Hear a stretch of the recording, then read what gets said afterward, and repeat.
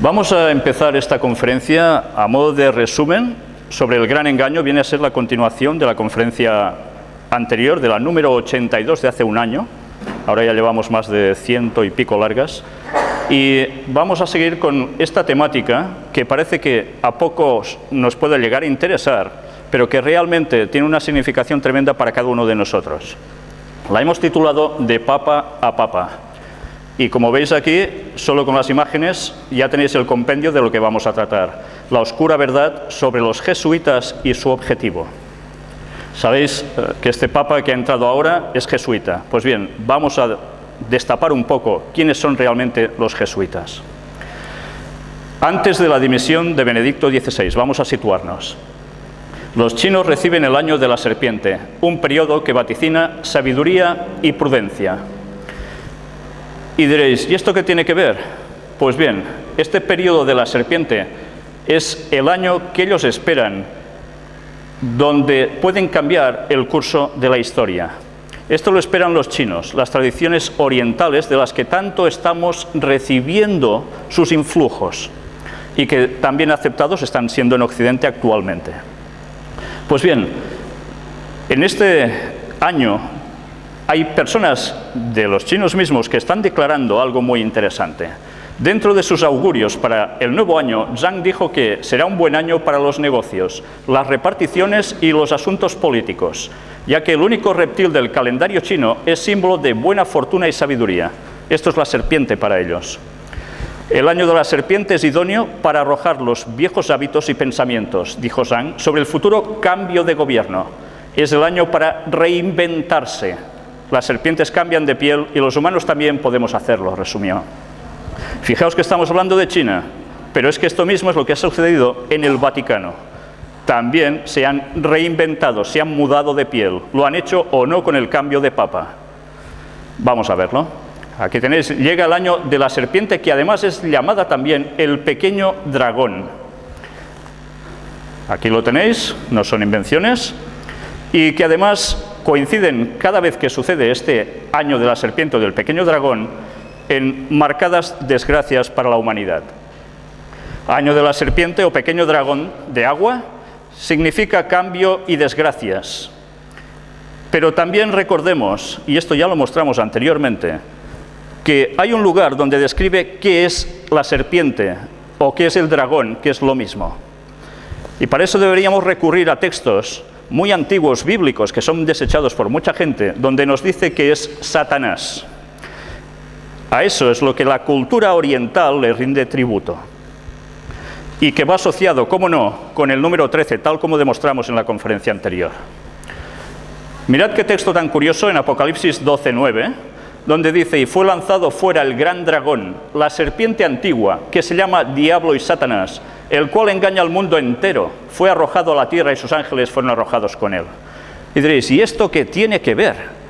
Pues sencillamente, cuando sabemos descifrar lo que ponen estos enigmáticos textos, podemos entender el gran engaño que está montado para hacernos creer las cosas que realmente no son buenas como buenas. Aquí tenéis, el Papa saluda a China, precisamente, y Extremo Oriente por Año Nuevo Lunar. Y aquí él da ese reconocimiento hacia China, hacia los países del lejano Oriente, precisamente en este nuevo año lunar que comenzó el día 10 de febrero. La renuncia de Benedicto XVI viene prácticamente después de todo esto, y es el momento del cambio, de esa transmutación. Dice que renunció por falta de fuerzas. Nosotros en las conferencias demostramos que no es por eso. Hay muchos más factores detrás.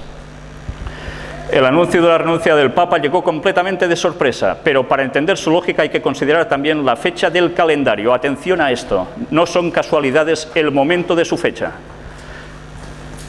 Hoy, efectivamente, para la Iglesia la fiesta litúrgica es el de la Virgen de Lourdes, en el aniversario de las apariciones marianas más célebres. ¿Y cuándo sucedió eso? Días 11 de febrero. Mirad qué extrañas casualidades, una vez más, vuelven a coincidir aquí. El Papa renuncia a los 85 años, 8 más 5, 13.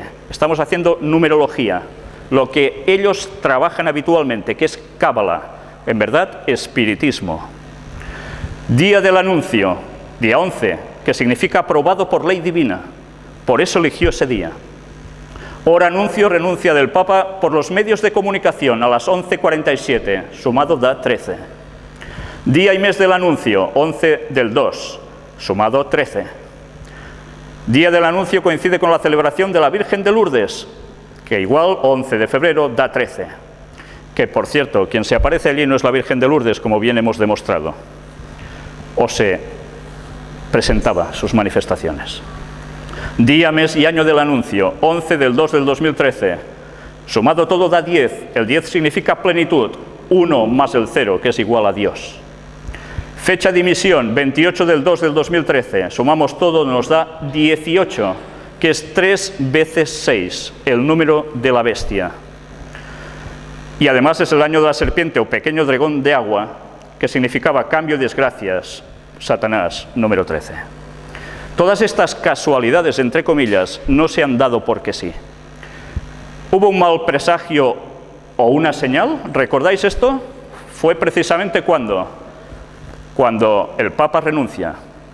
Justo se manifiesta este relámpago con un estruendo enorme en la Basílica de San Pedro. Aquí lo tenéis más ampliado incluso. Pero mirad qué texto aparecía en Lucas 10:18, un texto bíblico. Y les dijo, yo veía a Satanás caer del cielo como un rayo. Justo, ¿dónde? En el Vaticano. La elección del Papa Francisco. Ya entramos en el cambio. Jorge Mario Bergoglio, nuevo Papa con el nombre de Francisco. Mirad bien la fecha del recuadro, 13 del 3 del 2013.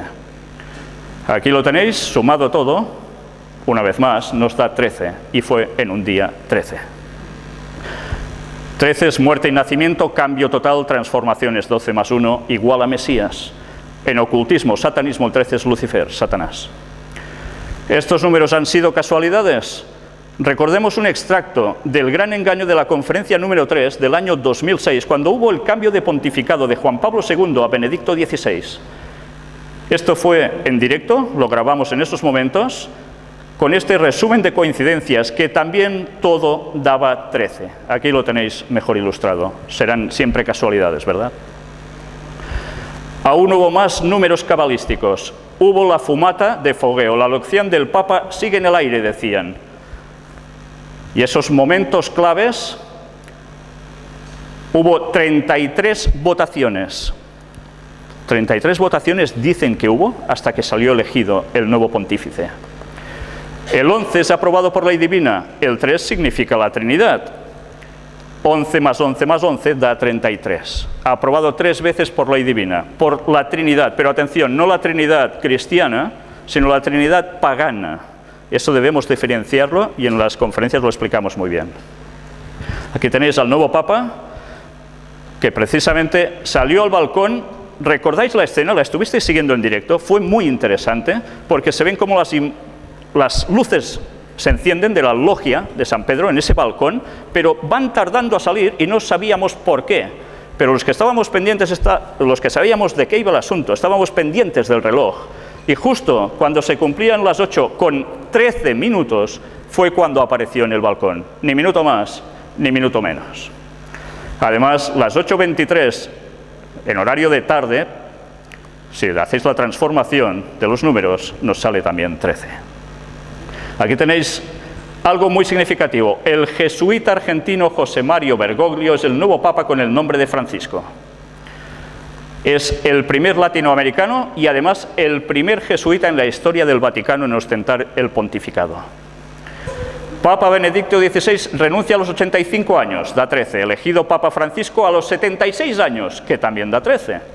La elección del Papa Francisco ha sido en la semana número 11 del año. La sede papal ha estado vacante 13 días. Fue ordenado sacerdote de la Compañía de Jesús por Monseñor Ramón José Castellano, arzobispo emérito de Córdoba, en Argentina, un día 13. ¿Y qué más sucedió? ¿Cuándo fue la hora de la fumata blanca? Las 19:06, que son las 7:06 p.m., que una vez más daba 13. Pues bien, además hubo esa entronización el día 19 de marzo, como no, tenía que dar 13, por supuesto. Y ahora vamos a ver precisamente más de esta numerología. Fue, como veis aquí, primer pontífice no europeo de la Iglesia en 13 siglos. Primer papa no europeo en 13 siglos. Papa con papa. Benedicto XVI regresa al Vaticano contento y con intención de dedicarse a la oración. Ya sabéis que se fue y luego regresa. Seguirá viviendo en el Vaticano. Mirad en qué fecha sucedió todo esto. 2 de mayo del 2013, sumado todo, evidentemente, ¿qué tenía que dar? Pues 13. El antiguo monasterio de clausura, donde él iba a vivir, fue precisamente instituido un día 13. ¿Y qué sucede también el 13 de mayo? Consagran el pontificado de Francisco a la Jornada Mundial de la Juventud a la Virgen de Fátima. El 13 de mayo en Fátima, el pontificado del Papa Francisco en la Jornada Mundial de la Juventud, que se realizará en Río de Janeiro, en julio de este año, serán consagrados a la Virgen María. Y como demostramos, las apariciones de la Virgen María son apariciones satánicas, no es la Virgen María. ¿Esto a más de uno les sorprende? Mirad las conferencias y veréis la demostración. Mirad cómo además, dice, así el cardenal patriarca le propuso a los obispos portugueses que esta consagración se hiciera el día 13 de mayo. Él mismo lo dijo. Seguimos avanzando para ir un poco más deprisa, vamos muy justos de tiempo. Salen 13 por todas partes, luego en vuestras casas, si tenéis las imágenes, podréis verlo perfectamente. Y vamos a ver esos primeros signos visibles de humildad de este nuevo Papa, que realmente están sorprendiendo y embaucando a muchas personas. ¿Qué empieza a hacer esta persona? Pues empieza a tener esos signos de sencillez, de energía, de humildad. Todos los cronistas hablan sobre ello. Incluso hay gente que se dedicó a poner en internet estas 7 diferencias básicas entre un papa y el otro, que rompía moldes de algo que parecía muy solemne y muy rico a algo que parece súper sencillo. El cambio está dando su efecto. Las personas están aceptando realmente que va de humildad. Él y todo el nuevo pontificado. Todo el mundo en pos de la bestia. ¿Qué estoy diciendo yo ahora aquí? Mirad, 132 países participaron en inicio de papado de Francisco. Tenéis a la izquierda a Joe Biden, de Estados Unidos, católico.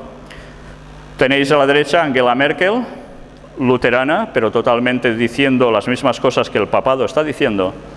Y en medio tenéis al jesuita Mariano Rajoy y al príncipe Felipe también, que estudió en la escuela de jesuitas. ¿Cómo no? ¿De dónde estaba sacada la expresión bestia? Pues mirad, otra vez recurrimos a Apocalipsis, capítulo 13, versículos 3 y 4. Son profecías. Vi una de sus cabezas como herida de muerte, pero su herida mortal fue sanada, y se maravilló toda la tierra en pos de la bestia. Os haré un poco de resumen. En 1798 la historia dijo que el general Berthier, por orden de Napoleón, cogió al Papa y lo encerró, y parecía que el Vaticano se acabó. Pocos meses después, esa herida mortal es sanada, y su auge vuelve a surgir cada vez con más fuerza. Hasta el punto que la profecía dice que toda la tierra irá en pos de la bestia. Y adoraron al dragón que había dado autoridad a la bestia. ¿El dragón quién es? Hemos visto, Satanás, ¿lo recordáis? Y adoraron a la bestia diciendo, ¿quién como la bestia y quién podrá luchar contra ella? Si tenéis dudas de esto, mirad las conferencias y veréis qué detalles impresionantes narra la historia al respecto. Totalmente no se puede llevar la contraria a lo que es historia y profecía. Mirad esta imagen, Papa Francisco con la cruz quebrada y su escudo papal. Mostramos que esta cruz quebrada es del siglo VI, ahora hablaremos de todo esto, y este es el escudo papal, con una insignia en medio muy interesante. Mirad que surge de este libro, de Piers Compton, un católico declarado, y nos narra de dónde surge la cruz partida. Este crucifijo torcido es un símbolo siniestro usado por los satanistas en el siglo VI, que había sido revivido para la época del Vaticano II. Esta era una cruz torcida o rota, en la cual se mostraba una figura repulsiva y distorsionada de Cristo, que los practicantes de la magia negra y brujos de la Edad Media habían usado para representar el término bíblico marca de la bestia. Así no solo Pablo VI, sino sus sucesores llevaron ese objeto y lo sostuvieron para que fuera reverenciado por las multitudes. Y las personas, cuando él pasa con este crucifijo, ¿qué hacen? Se postran. ¿Culto a quién? ¿A Dios? No, a Satanás. Los jesuitas mirad ahora un poco de historia. Fueron expulsados de muchas naciones. ¿Sabíais esto? Esto no nos lo enseñan en las escuelas normalmente, ni tampoco se nos dicen las razones.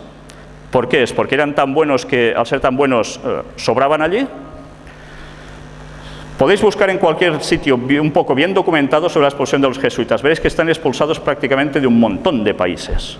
Incluso desde España también fueron expulsados. Pero todo esto tiene una explicación.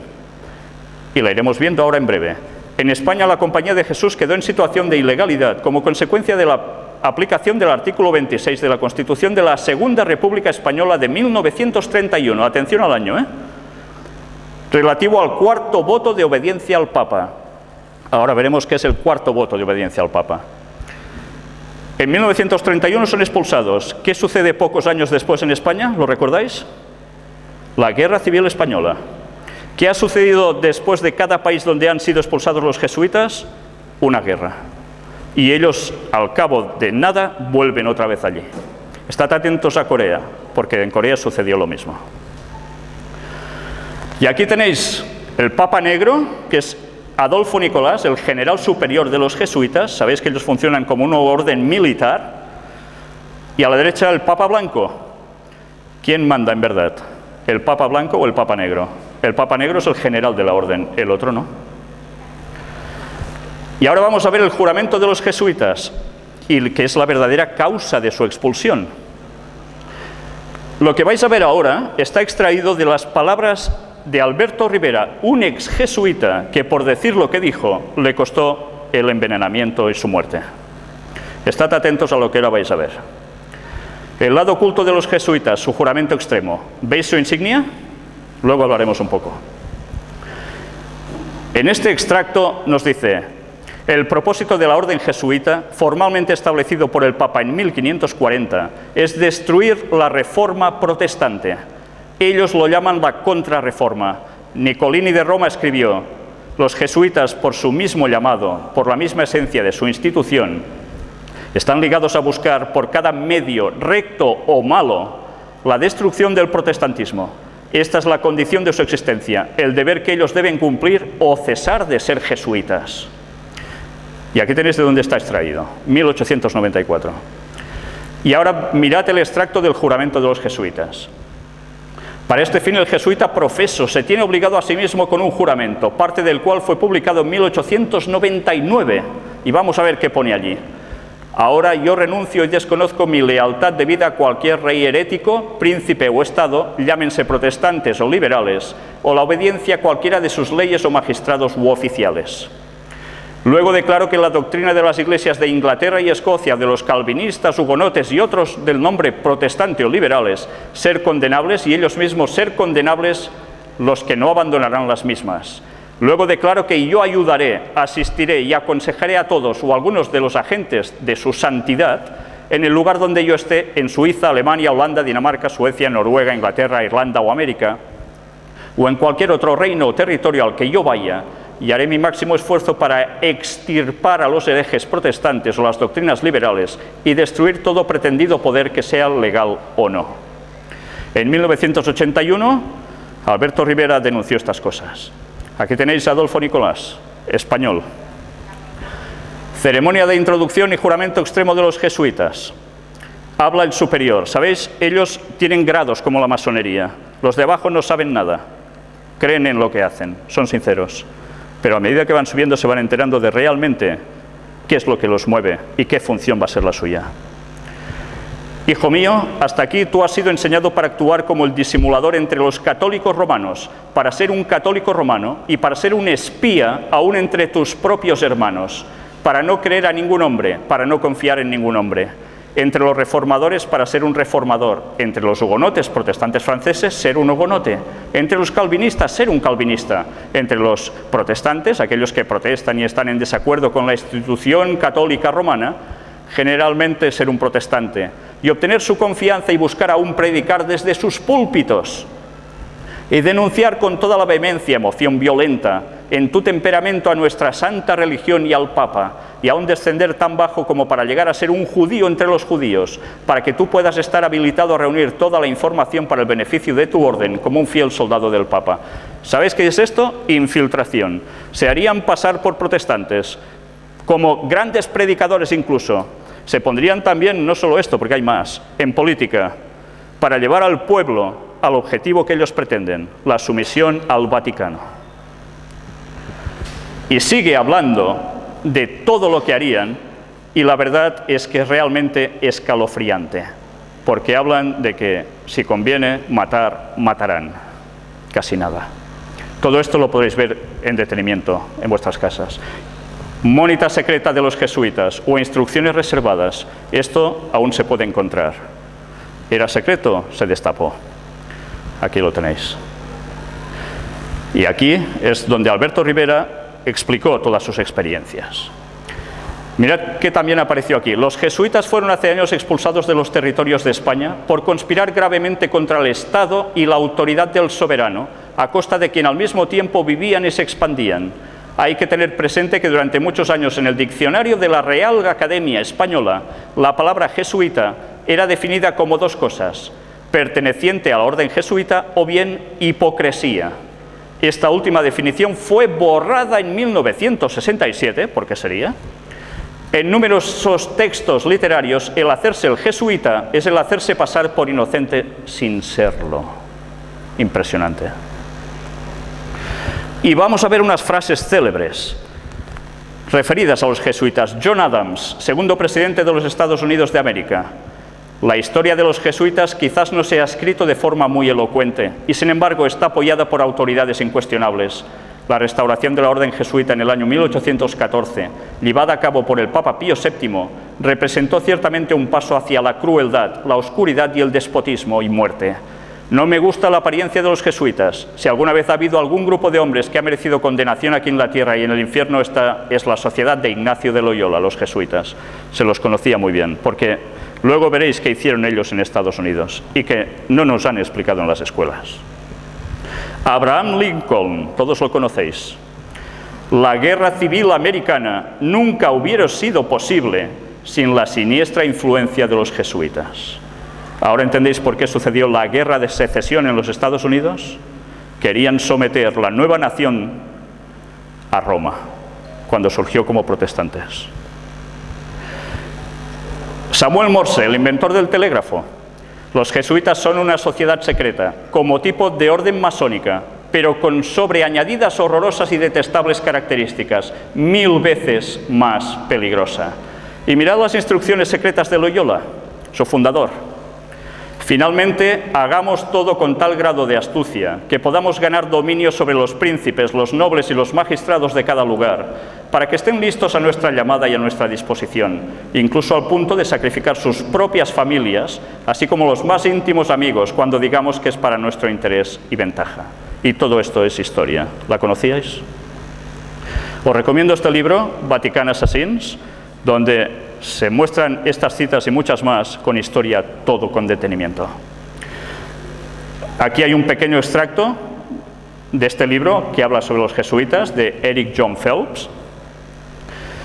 Los jesuitas, ahora formalmente suprimidos por el Papa en 1776, estuvieron aliados con Federico el Grande de Prusia y Catalina de Rusia. El general jesuita estaba en control del rito escocés de la masonería y ahora buscaron una alianza con la casa masónica de los Rothschild en Inglaterra, de los cuales hemos hablado en las conferencias.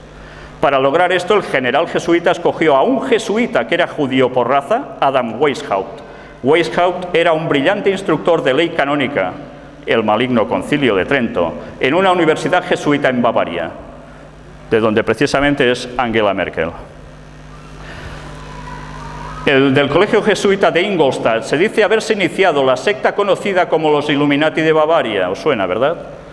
Fundado por Adam Weishaupt. Su fundador nominal, sin embargo, parece haber tenido un papel subordinado, aunque conspicuo, en la organización de esta secta.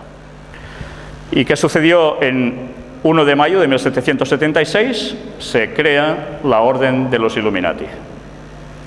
Y así podríamos encontrar aún más cosas, hasta que llegaremos a unas frases de Napoleón, que fue usado por ellos mismos y que después los citó. Los jesuitas son una organización militar, no una orden religiosa.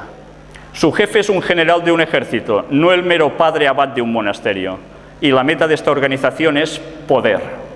Poder en su más despótico ejercicio. Absoluto poder, universal poder. Poder para controlar el mundo por la voluntad de un solo hombre. Jesuitismo es el más absoluto de los despotismos y a la vez el más grande y más enorme de los abusos. El general de los jesuitas insiste en ser el amo, soberano sobre los soberanos. Donde quiera que los jesuitas son admitidos, ellos serán amos, cueste lo que cueste. Su sociedad es por naturaleza dictatorial y por lo tanto es el enemigo irreconciliable de toda autoridad construida.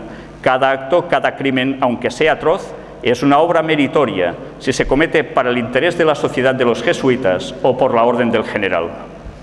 Y todo esto es historia. Hay más frases célebres y aún podríamos seguir así muchísimo más. Otro libro que os recomiendo, Los terroristas secretos, de Bill Hughes, donde veréis incluso quién estuvo detrás del hundimiento del Titanic. Increíble, ¿eh?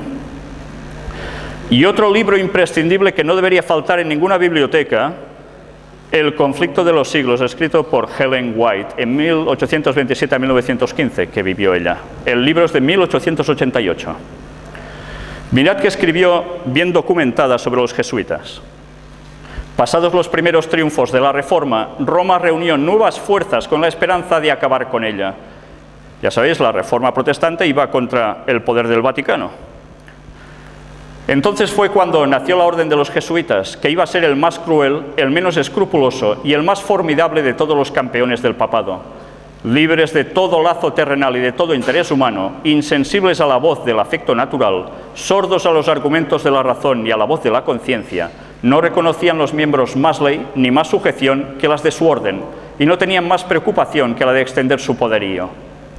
El Evangelio de Cristo había capacitado a sus adherentes para arrostrar los peligros y soportar los padecimientos, sin desmayar por el frío, el hambre, el trabajo, la miseria, y para sostener con denuedo el estandarte de la verdad frente al potro, al calabozo y a la hoguera. Para combatir contra estas fuerzas, el jesuitismo inspiraba a sus adeptos un fanatismo tal que los habilitaba para soportar peligros similares y oponer al poder de la verdad todas las armas del engaño. ¿Por qué creéis que están siempre en los primeros puntos de conflicto los jesuitas? Son los soldados del Papa. Para ellos ningún crimen era demasiado grande, ninguna mentira demasiado vil, ningún disfraz demasiado difícil de llevar.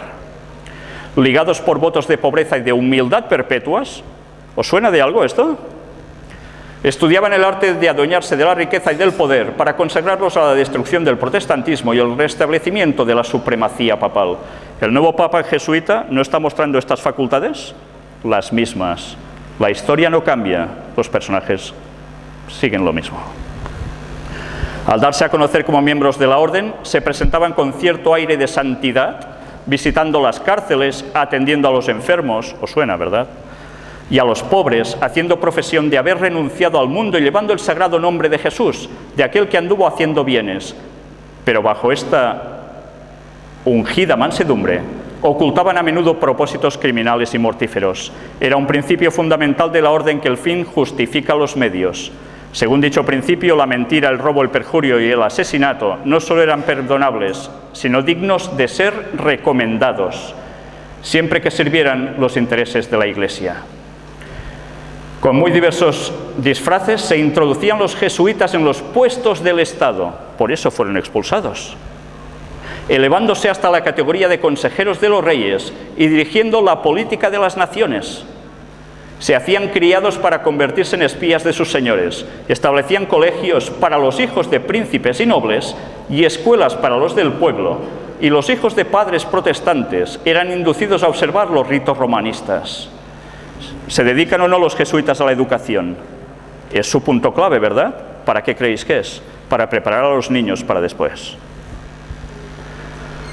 Toda la pompa exterior desplegada en el culto de la Iglesia de Roma se aplicaba a confundir la mente y ofuscar y embaucar la imaginación para que los hijos traicionaran aquella libertad por la cual sus padres habían trabajado y derramado su sangre.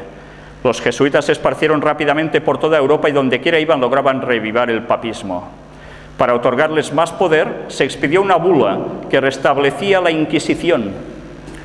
No obstante, el odio general que inspiraba, aún en los países católicos, el terrible tribunal fue establecido por los gobernantes obedientes al Papa, y muchas atrocidades demasiado terribles para cometerse a la luz del día volvieron a perpetrarse en los secretos y oscuros calabozos. En muchos países, miles y miles de representantes de la flor y nata de la nación, de los más puros y nobles, de los más inteligentes y cultos, de los pastores más piadosos y abnegados, de los ciudadanos más patriotas e industriosos, de los más brillantes literatos, de los artistas de más talento y de los artesanos más expertos, fueron asesinados o se vieron obligados a huir a otras tierras. Y ahora los jesuitas vuelven a tener el poder. ¿Creéis que la cosa va a cambiar en verdad si no comulgáis con lo que ellos quieren? La religión ecuménica del nuevo orden mundial, este es su propósito. Este nuevo Papa va a trabajar especialmente para el ecumenismo, para ligar todas las religiones bajo un solo paraguas, pero con alguien mandando. ¿Sabéis quién, no? Lo adivináis. Pues mirad ahora qué aparece en la iglesia de San Ignacio de Loyola en Roma. El Papa asegura que proseguirá el camino del diálogo ecuménico. Está atándose totalmente con los judíos, sobre todo porque el Vaticano, recordad, quiere instalarse en Jerusalén y lo va a hacer todo para ello. Pero además se está uniendo con el Islam, se está uniendo con los protestantes, los ortodoxos, budistas y demás. Y sigue trabajando para ello. Vais a ver ahora una serie de fotografías de la maqueta de la futura iglesia mayor y principal de los jesuitas en Roma, con partes integradas de templos de todas las otras religiones, para conseguir una sola religión mundial. Esto no es ciencia ficción, esto ya existe. Aquí la tenéis. Vamos a ver algún pequeño detalle. ¿No veis construcciones típicas de Rusia, de iglesias rusas, ortodoxas? Mirad qué países aparecen también en sus pies, como España, ¿cómo no? ¿Os recuerda esto a algún otro lugar, verdad? Del mundo islámico, en Turquía. Pues ya veis, iglesias de protestantes, todo junto bajo un mismo paraguas. Ese es el trabajo del nuevo Papa. Aparentando bondad increíble, haciendo el bien y ayudando a la población, se los va a ganar. La crisis irá más. Ellos son los que a través de Cáritas van a dar de comer al pueblo, a mucho pueblo. ¿Morderéis la mano que os da de comer o pasaréis por sus leyes? Pues eso es lo que están buscando. Y mirad qué sorpresa, el origen del Reiki. ¿De dónde procede? En este libro está muy bien documentado el origen del Reiki. De Japón, sí. ¿Pero de quién? De los jesuitas. Trabajaron especialmente con espiritismo, haciéndolo pasar por influencias de energía cósmica que penetran en nosotros y que damos a los demás. En verdad es espiritismo, es satanismo. Y hay mucha gente que lo hace de todo corazón y no sabe lo que están haciendo realmente. Pues este es el origen, en verdad, de jesuitas, casi nada. Por tanto, si queréis información, mirad todo el apartado en las conferencias sobre puertas dimensionales, donde veréis qué cantidad de distintas materias se están utilizando para llevar a la gente a todo esto, a través del movimiento de la nueva era, y no nos estamos ni enterando. Pero claro, decir estas cosas sé que no gustan, pero hay que decirlas. Y vamos a terminar con algo muy interesante. Iglesia del Jesús y San Ignacio de Loyola. Esta es la iglesia que está en Roma, la sede era de los jesuitas, y mirad la gran bondad en la que se muestra San Ignacio de Loyola, su máximo. Aquí lo tenéis. Esto es en el pórtico, en la entrada, una mano extendida con cabeza mística, mirando arriba, pero ¿qué está pisando? ¿El suelo? Con un pie sí, pero con el otro está pisando la cabeza de un protestante. Y después nos hablan de ejercicios espirituales para crecer y acercarse a Dios. Este es el líder de los jesuitas, a quien el Papa obedece y quien va a mandar el mundo. Y va dentro de poco a preparar una gran fiesta para todos, que os recomiendo que, como no veáis las conferencias, os van a pillar de lleno. Y esta es su insignia, IHS. Pero mirad que aparece también dentro una escultura donde se ve a la religión flagelando a la herejía, a los protestantes, pobrecillos, flagelándolos. Interesante bondad, ¿verdad? y la cara de horror mientras son flagelados. ¿Sabéis? La historia se va a repetir. Sed conscientes de lo que ahora estáis oyendo, porque dentro de pocos años estas escenas volverán. Porque ellos están detrás de la Unión Europea, están detrás de muchos de los gobiernos actualmente, trabajando a través de las sociedades secretas, para llevar el mundo al nuevo orden mundial. ¿Por qué están saliendo los casos de corrupción ahora por todas partes? Para que la gente vea que por la política no se solucionan las cosas. Hace falta un líder de la moral. Y mirad las frases de todos los primeros presidentes de cada nación. ¿Quién están haciendo referencia que es el líder de la moral? El Papa. Trabajan para él. Ahora entenderéis por qué las cosas van por el camino que van. Y por qué todos estos casos se están saliendo precisamente ahora, cuando toda la vida ha sucedido lo mismo. Y mirad el emblema de los jesuitas. Fijaos bien en los detalles. ¿Veis un sol, como la bandera argentina, que fue hecho por los masones precisamente? ¿Por qué será ese paralelismo? ¿Veis algo debajo de las tres letras? ¿Veis tres clavos? Mirad, sacado de la Universidad de Navarra, extraído de allí, la historia de la Universidad de Navarra, que fue de dónde procede, pues del Opus Dei. Mirad qué explicación dan, tan interesante, que nos va a servir como guinda del pastel. Ellos hablan de los signos gráficos de escritura, y mirad que aparece en el alfabeto hebreo. ¿Veis la letra de la izquierda? Es la sexta letra del alfabeto, se llama Vav. La palabra Vav significa clavo. Se le adjudica el valor numérico 6.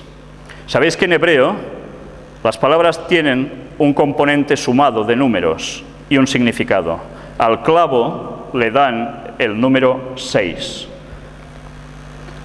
¿Entendéis esto? Pues mirad ahora. El emblema de los jesuitas en verdad es 666. ¿Y qué es esto? Mirad otra vez más la profecía de Apocalipsis. Ese libro que la gente dice no se puede entender, son tonterías. Pues mirad qué pone allí. Capítulo 13, versículos del 14 al 18. Y engaña a los moradores de la tierra con las señales que se le ha permitido hacer en presencia de la bestia, mandando a los moradores de la tierra que le hagan imagen a la bestia que tiene la herida de espada y vivió. ¿Sabéis? Aquí está hablando de Estados Unidos. Es una segunda bestia que le dará el poder al Vaticano. Sed conscientes de esto. Obama es un jesuita, lo han subido los jesuitas, es un masón de grado 32, no sé si ha llegado al 33 o lo ha superado, pero están trabajando todos para el Vaticano. Y se le permitió infundir aliento a la imagen de la bestia, para que la imagen hablase y hiciese matar a todo el que no la adorase. Y hacía que a todos, pequeños y grandes, ricos y pobres, libres y esclavos, se les pusiese una marca en la mano derecha o en la frente. De esto hablamos también en la conferencia anterior. Van a hacer que todo el mundo vuelva a observar el domingo como día de reposo, el día de adoración al sol pagano, el día de adoración a Satanás. No es el día del Señor. Si miráis en las Biblias pone que el día de descanso es el sábado, no el domingo. Tened esto presente, porque ya han manipulado hasta los diccionarios o las enciclopedias a partir de 1990 para demostrar, que ya no puedas demostrar, que el sábado es el séptimo día y el domingo el primer día de la semana. Y mirad cómo termina diciendo, y que ninguno pudiese comprar ni vender, sino el que tuviese la marca o el nombre de la bestia o el número de su nombre. Aquí hay sabiduría. El que tiene entendimiento, cuente el número de la bestia, pues es número de hombre, y su número es 666. En el conflicto de los siglos vuelve a aparecer esto. Y téngase presente que Roma se jacta de no variar jamás. Los principios de Gregorio VII y de Inocencio III son aún los principios de la Iglesia Católica Romana, y si solo tuviese el poder, los pondría en vigor con tanta fuerza hoy como en siglos pasados. Pocos saben los protestantes lo que están haciendo al proponerse aceptar la ayuda de Roma en la tarea de exaltar el domingo. Mientras ellos tratan de realizar su propósito, Roma tiene su mira puesta en el restablecimiento de su poder y tiende a recuperar su supremacía perdida. Los protestantes están doblegando a Roma. Y termina diciendo Apocalipsis 18, algo que define la situación de la Iglesia Católica Romana. ¿Por qué creéis que ahora desde el Vaticano se fomenta la lectura de la Biblia cuando en la Edad Media se quemaban las Biblias? y se quemaba cualquiera que tuviese un solo texto escrito en su bolsillo. Porque ahora, como no pudieron acabar porque salió la imprenta con Gutenberg y empezaron a publicar Biblias en el idioma del pueblo, mucha gente se dio cuenta del gran engaño que tenían montado con ese falso cristianismo que estaban pintando, que no tiene nada que ver con el real. Y mirad qué interesante lo que aquí pone. Ahora ellos dicen, leed la Biblia, pero nosotros somos los únicos que la pueden interpretar. Entonces no ganamos nada, ¿verdad? Después de esto, vi a otro ángel descender del cielo con gran poder y la tierra fue alumbrada con su gloria. Está hablando de un mensaje que se iba a dar a este mundo, justo antes de que suceda todo esto. Y clamó con voz potente diciendo, ha caído la gran Babilonia, y se ha hecho habitación de demonios y guarida de todo espíritu inmundo y albergue de toda ave inmunda y aborrecible. Babilonia, cuando se escribió este texto, ya no existía. Hacía siglos que había desaparecido. ¿A quién hacía referencia? Porque todas las naciones han bebido del vino del furor de su fornicación, y los reyes de la tierra han fornicado con ella, y los mercaderes de la tierra se han enriquecido de la potencia de sus deleites. ¿Sabéis? Esto se aplica perfectamente a Roma. Ellos están detrás de las grandes transacciones comerciales que, trabajando con la masonería, están creando grandes monopolios y que mueven el petróleo mundial. Yo os lo digo por contactos personales que tengo, que dejan muy claro que esto no son bromas. ¿Y quién decide quién explota el petróleo? Ellos son. Y parece que no tengan nada que ver, ¿verdad? Y otra voz del cielo que decía, salid de ella, pueblo mío, para que no seáis partícipes de sus pecados ni recibáis parte de sus plagas, porque sus pecados han llegado hasta el cielo, y Dios se ha acordado de sus maldades. Luego va a haber justicia. Están llegando a su límite, y se avisa que cuando la gente sepa estas cosas, que busquen de verdad. Y sabéis, hace falta ser muy sincero, porque a veces podemos llevar muchos años creyendo cosas, conceptos que están equivocados, y luego reconocer eso y decir, realmente hay otro camino, hace falta mucho valor. Pues bien, toda la información de todo lo que hoy he intentado condensar aquí, con todas las pruebas, la vais a encontrar precisamente en esta página donde encontráis las conferencias del Gran Engaño.